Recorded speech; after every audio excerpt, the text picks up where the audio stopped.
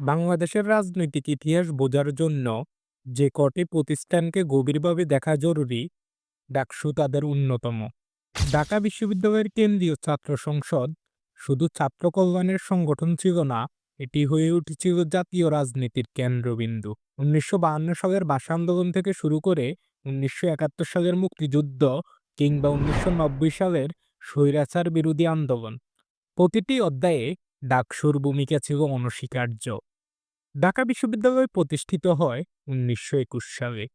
এক বছরের মধ্যেই ছাত্রদের কল্যাণ, সাংস্কৃতিক বিকাশ এবং নেতৃত্ব গঠনের উদ্দেশ্যে গঠিত হয় ঢাকা বিশ্ববিদ্যালয়ের কেন্দ্রীয় ছাত্র সংসদ, সংক্ষেপে ডাকসু। এর মূল লক্ষ্য ছিল ছাত্রদের অধিকার রক্ষা, ক্রীড়া ও সাংস্কৃতিক কর্মকাণ্ড পরিচালনা এবং সর্বোপরি গণতান্ত্রিক নেতৃত্ব তৈরি করা। প্রথম দিকে ডাকসু মূলত সাংস্কৃতিক ও সামাজিক কার্যক্রমে সীমাবদ্ধ ছিল, কিন্তু ক্রমে এটি পরিণত হয় রাজনৈতিক প্ল্যাটফর্মে। ১৯৫৩ সালে অনুষ্ঠিত হয় প্রথম ডাকসু নির্বাচন।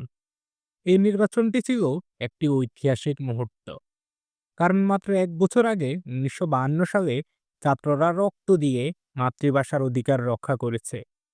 ডাকসুর নির্বাচিত নেতৃত্ব সেই ভাষা আন্দোলনের ধারাকে ধরে রাখে। ৬০-এর দশক ছিল পাকিস্তানি শাসন বিরোধী আন্দোলনের যুগ, আর ডাকসু তখন ছিল আন্দোলনের কেন্দ্রবিন্দু।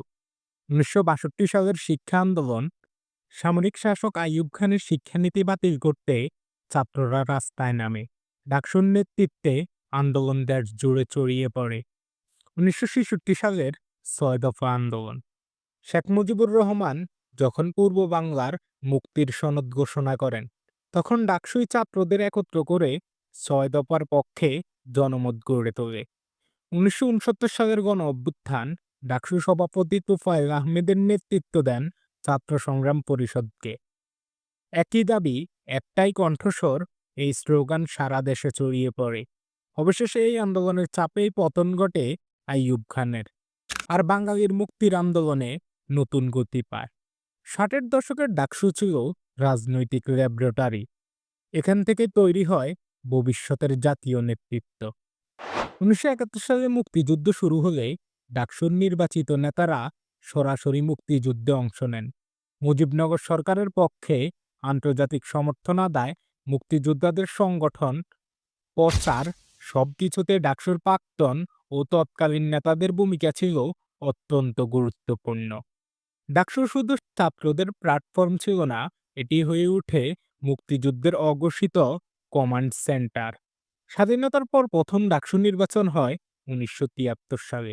এটি ছিল মুক্তিযুদ্ধ পরবর্তী ছাত্র সমাজের প্রথম গণতান্ত্রিক অনুশীলন।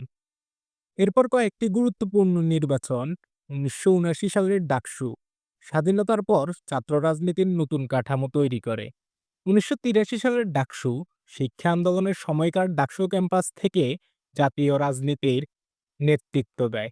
১৯৯০ সালের ডাকসু স্বৈরাচার বিরোধী আন্দোলনে ডাকসুর নেতারা সরাসরি মিছিল, সমাবেশে নেতৃত্ব দেন। এই নির্বাচন থেকেই ছাত্র সমাজ রাস্তায় নামে এবং শেষ পর্যন্ত পতন ঘটে হোসেন মোহাম্মদ এরশাদের সরকারের। স্বাধীনতার পর ডাকসু নির্বাচনগুলো ছিল জাতীয় রাজনীতির প্রতিচ্ছবি। ছাত্র সমাজ এখানে যা চাইতো, কয়েক বছরের মধ্যে তাই জাতীয় রাজনীতিতে প্রতিফলিত হতো। কিন্তু ১৯৯০ সালের পর ডাকসু নির্বাচন বন্ধ হয়ে যায় ৩ দশকের জন্য। কিন্তু কেন? রাজনৈতিক দলগুলো চেয়েছিল ছাত্র রাজনীতিকে নিজেদের দাসে পরিণত করতে। ক্যাম্পাসে সহিংসতা ও দখলদারিত্ব বেড়ে যায়, ফলে ডাকসুর গণতান্ত্রিক সংস্কৃতি ধ্বংস হতে থাকে। ২০১৯ সালে প্রায় ২৯ বছর পর ডাকসু নির্বাচন হয়, কিন্তু এই নির্বাচনে ছিল নানা অনিয়ম, কারচুপি ও রাজনৈতিক প্রভাব বিস্তারের অভিযোগে ভরপুর।